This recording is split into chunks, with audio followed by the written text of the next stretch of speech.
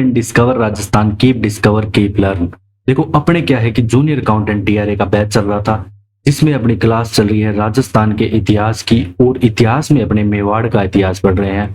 और मेवाड़ के इतिहास में आपकी 2 क्लास यहाँ पे हो चुकी थी, ये पार्ट 3 है। ठीक है, थोड़ा मेवाड़ का इतिहास क्या है कि बड़ा है, तो इसकी 4-5 क्लासें लगेंगी कंप्लीट होने में। ठीक है, और इसको अपने अच्छे से कंप्लीट करने वाले हैं, और बाकी जो भी आपके सब्जेक्ट हैं सारे यहाँ पे कंप्लीट हो रहे हैं। प्ले लिस्ट में आप जाके देख सकते हो, और कंप्यूटर वगैरह की क्लास भी यहाँ पे जल्दी स्टार्ट की जाएगी। अब सबसे पहले अपने क्या पढ़ेंगे, अब पिछले लेक्चर में हमने रिवाइज कर लेते हैं थोड़ा, कि लास्ट लेक्चर में अपने महाराणा कुंभा तक जो सारी बातें हैं वो पढ़ी थी। और कुंभा के बाद जो शासक कैसे उद्दा बनता है मैंने आपको बताया था। जो उद्दा होता है ये पितृहंता शासक होता है। कौन सा? पितृहंता, क्योंकि ये महाराणा कुंभा को तालाब में धक्का देकर मार देता है। ठीक है, महाराणा कुंभा को तालाब में धक्का देकर मार देता है, तो ये पितृहंता शासक होता है। और उद्दा क्या है कि अलोकप्रिय भी हो जाता है। और इसका शासनकाल 1468 से 1473 ईस्वी के मध्य रहता है। अब ये क्या है कि मेवाड़ में अलोकप्रिय हो गया, ठीक है, हत्या के कारण। और इसके भाई जो रायमल ने उद्दा को दाड़िमपुर के युद्ध में भी परास्त कर दिया। ठीक है, तो इसका जो भाई आता है रायमल, ये भी इसको दाड़िमपुर के युद्ध में परास्त कर देता है। और मेवाड़ का जो शासक बनता है कौन सा? अगला रायमल बनता है। और उद्दा ने क्या है कि मालवा की ओर चला जाता है। और मालवा की ओर जाने पे इसकी क्या है कि वहां पे बिजली गिरने से मृत्यु हो जाती है उद्दा की। अब अपने बात करेंगे रायमल की। ठीक है, रायमल का यहाँ पे जो शासनकाल रहेगा वो आपका 1473 से 1509 ईस्वी के मध्य रहेगा। अब ये क्या करता है, चित्तौड़ में अद्भुत जी के मंदिर का निर्माण करवाता है। साथ में इसकी एक पत्नी आती है, ये मोस्ट इंपॉर्टेंट है, एग्जाम में पूछा जाता है। इसकी पत्नी आती है जिसका नाम आता है श्रृंगारी देवी। ये क्या करती है, गोसुंडी की बावड़ी जो चित्तौड़ है में है उसका निर्माण करवाती है। तो आपको ये भी याद होना चाहिए कि गोसुंडी की बावड़ी कहाँ पे है, तो चित्तौड़ में है। और निर्माण किसने? रायमल की पत्नी श्रृंगार देवी यहाँ पे इसका निर्माण करवाती है। अब अपने बात करेंगे किसकी? रायमल के देखो दोस्तों पुत्र होते हैं 2। कौन कौन से? एक तो होता है पृथ्वीराज सिसोदिया, एक होता है संग्राम सिंह। ठीक है, इसे उड़ना राजकुमार भी बोलते हैं पृथ्वीराज सिसोदिया को। अब ये क्या करता है कि अब इससे पहले क्या होता है कि यहाँ पे है ना एक चारणी महिला आती है। अब वो चारणी महिला क्या करती है कि भविष्यवाणी करती है कि शासक तो राणा सांगा ही बनेंगे। ठीक है, और एक पंडित होता है वो भी भविष्यवाणी कर देते हैं। तो इन बातों का क्या है कि पृथ्वीराज सिसोदिया को पता लग जाता है। अब ये क्या करता है, यहाँ पे आक्रमण कर देता है संग्राम सिंह पे। ठीक है, अब ये आक्रमण यहाँ पे कर देता है, तो इसको यहाँ से अजमेर के करमचंद पवार के पास शरण में ले जाया जाता है, वो इसकी देख रेख करता है। अब अपने बात करेंगे कि अब कुल मिला के बाद में क्या है कि महाराणा सांगा यहाँ पे शासक बन जाते हैं। और महाराणा सांगा का जो शासन काल रहता है 1509 से 1528 ईस्वी के मध्य यहाँ पे रहता है। और पूरे राजस्थान के इतिहास में इसे हिंदूपत के नाम से प्रसिद्ध है। क्या? महाराणा सांगा। तो ये आपको याद रखना है कि हिंदूपत के नाम से कौन प्रसिद्ध है, तो महाराणा सांगा। अब सबसे पहले ना जो ये युद्ध लड़ते हैं, अब सबसे पहले अपने 2-3 बातें जान लेते हैं। क्या? देखो जब ये शासक बनते हैं ना तो ये तीनों चारों ओर से घिरे हुए होते हैं। सभी यहाँ पे इनके दुश्मन होते हैं। एक तो दिल्ली का, गुजरात, मालवा, सभी साइड चारों ओर से इनके दुश्मन ही दुश्मन होते हैं। सबसे ये लड़ने का साहस भी रखते हैं, ऐसी बात नहीं है। ठीक है, और अब यह क्या है कि कुछ शासकों को अपना मित्र बनाकर अपनी स्थिति भी मजबूत करते हैं, जैसे सिरोही, वागड़, इडर, इनके शासकों को। ठीक है, क्योंकि जो इस टाइम क्या है कि मुस्लिम जो शासकों का आधिपत्य बढ़ गया था, तो चारों ओर से ये घिरे हुए थे।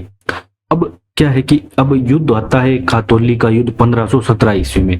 तो ये आपके एग्जाम में पूछा जाता है, मोस्ट इंपोर्टेंट है कि खातौली का युद्ध, खातौली एक जगह कोटा में होती थी, तो खातौली का युद्ध पहले तो ये पूछेगा आपसे कि कब 1517 ईस्वी में लड़ा गया। ये याद रखनी है आपको, डेट, सन याद रखना है। और किन किन के मध्य यहाँ पे लड़ा जाता है युद्ध, तो एक आता है दिल्ली का इब्राहिम लोदी। ठीक है, इब्राहिम लोदी आता है, ये हार जाता है। यहाँ पे मेवाड़ के महाराणा सांगा की यहाँ पे जीत होती है। तो ये आपको याद रखना है, खातौली का युद्ध 1517 ईस्वी में मेवाड़ के महाराणा सांगा और दिल्ली के इब्राहिम लोदी के बीच में लड़ा गया। अब क्या बात आती है, फिर एक वापिस आता है, ठीक है। अब ये इब्राहिम लोदी क्या होता है कि वापिस युद्ध करता है। अब की बार युद्ध होता है बांडी में, या बारी या धौलपुर का युद्ध भी इसे कहते हैं। तो ये 1518 ईस्वी में होता है, ये भी आपको डेट याद रखनी है। इसमें भी क्या होता है, महाराणा सांगा की ही यहाँ पे जीत होती है, ठीक है। ये भी बहुत पराक्रमी शासक थे। अब बात क्या आती है कि अब इसके बाद क्या है कि गागरोन का एक युद्ध होता है 1519 ईस्वी के आसपास। अब जो गागरोन का दोस्तों युद्ध होता है, ये किसके, एक मालवा का महमूद खिलजी आता है द्वितीय और महाराणा सांगा के बीच में होता है। और ये ना जो राणा सांगा इसको बंदी भी बना लेते हैं, और बंदी बना के इसको छोड़ देते हैं। बाद में कुछ दिनों तक इसको बंदी बनाए रखते हैं, बाद में इसे छोड़ देते हैं। अब फिर 1526 ईस्वी में क्या होता है कि बाबर पानीपत के युद्ध में, पानीपत का युद्ध हुआ था 1526 ईस्वी में, बाबर ने लड़ा था।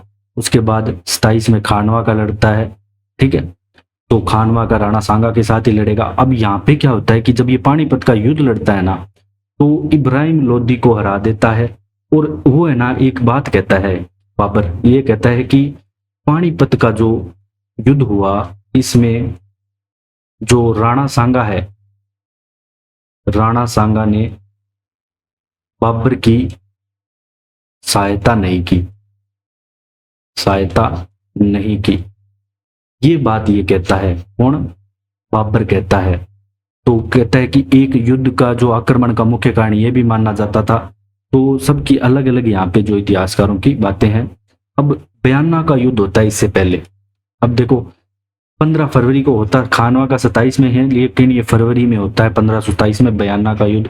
ये भी याद रखना है आपको, मेवाड़ के राणा सांगा के मध्य होता है। इसके जो महाराणा सांगा के सारे युद्ध यहाँ पे इंपॉर्टेंट है आपके एग्जाम की दृष्टि से। इसका सेनापति आता है एक मेहदी हसन, ये आक्रमण करता है, यहाँ पे युद्ध होता है इन दोनों के बीच में।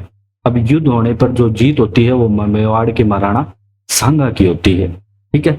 और अब क्या होता है कि अकबर, अब बात करेंगे अपने खानवा के युद्ध के बारे में। अब जो खानवा का आपका युद्ध होगा वो 17 मार्च 1527 ईस्वी को होगा। कब, याद रखना है, 17 मार्च 1527 ईस्वी को।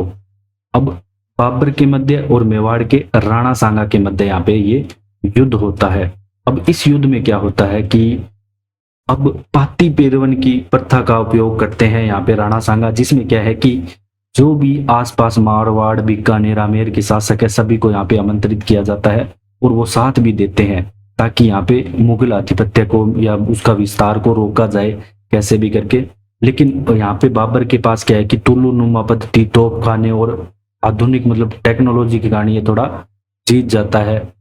और इसके बारे में भी अपने पूरा पढ़ेंगे। देखो क्या होता है, अब जो इसमें जो साथ देते हैं पाती पेरवन के प्रथा के तहत, तो ये पूछ लिया जाता है एग्जाम में। आमेर का पृथ्वी सिंह देता है, बीकानेर का कल्याणमल, मारवाड़ का मालदेव, चंदेरी की मेदेनी राय देती है, ठीक है। और गोगुंदा का झाला सज्जा, सादड़ी का झाला अज्जा, याद रखना है। बिजोलिया का अशोक परमार, अजमेर का करमचंद परमार। इसके अलावा जो इब्राहिम लोदी का भाई था ये महमूद लोदी, ये कौन है, इब्राहिम लोदी का भाई है महमूद लोदी, ये भी साथ देता है। इसके अलावा सिरोही के अखे राजदेवड़ा साथ देते हैं, ठीक है। और ऊपर माल के ये बिजोलिया या ऊपर माल जिसे बोल सकते हो, इसके अशोक परमार।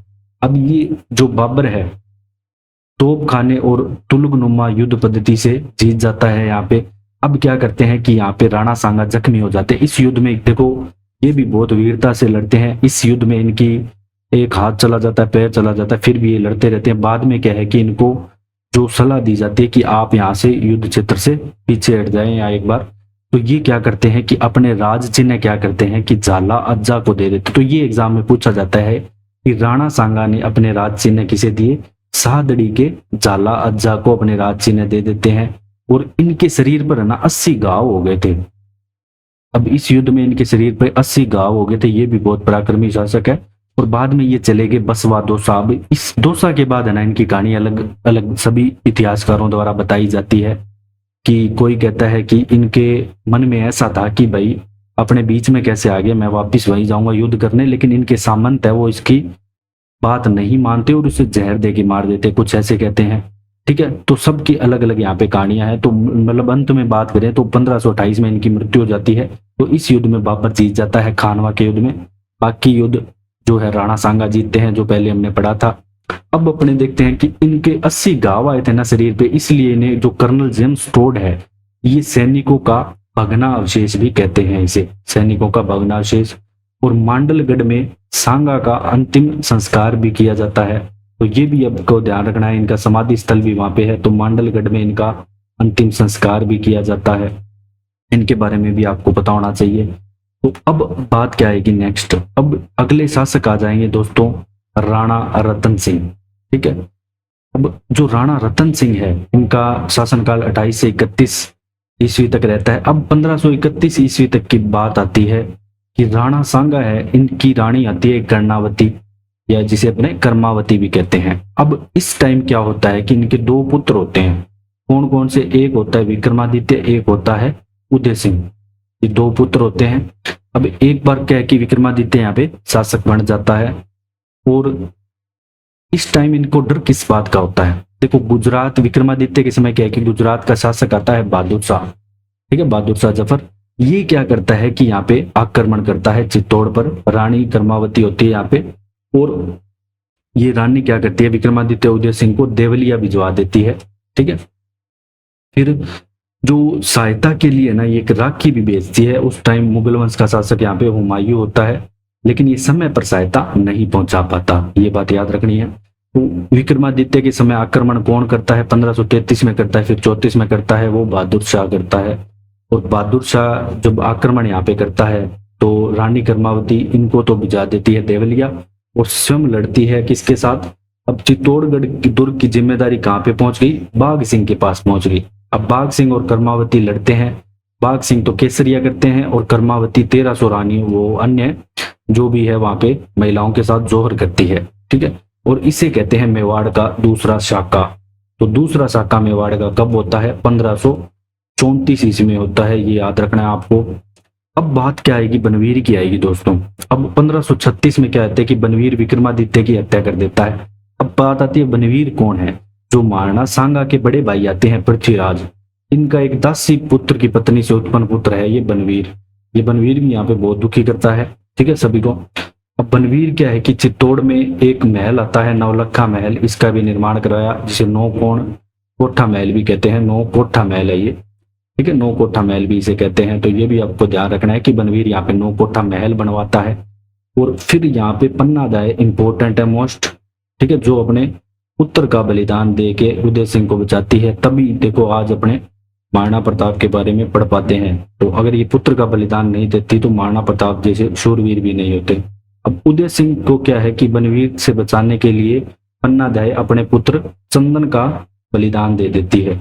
अब बनवीर के मन में क्या था कि अपने को विक्रमादित्य को मार दिया और उदय सिंह को और यहाँ पे मारना है, तो लेकिन वो उसे ऐस पर रहता है, कुंभलगढ़ इनको भेज दिया जाता है आसादेवपुरा के पास उदय सिंह को। अब अगला शासक आपका बनता है, मोस्ट इंपोर्टेंट है, जो उदय सिंह। ठीक है, उदय सिंह का यहाँ पे दोस्तों शासनकाल 1537 से 1572 ईस्वी के मध्य रहता है।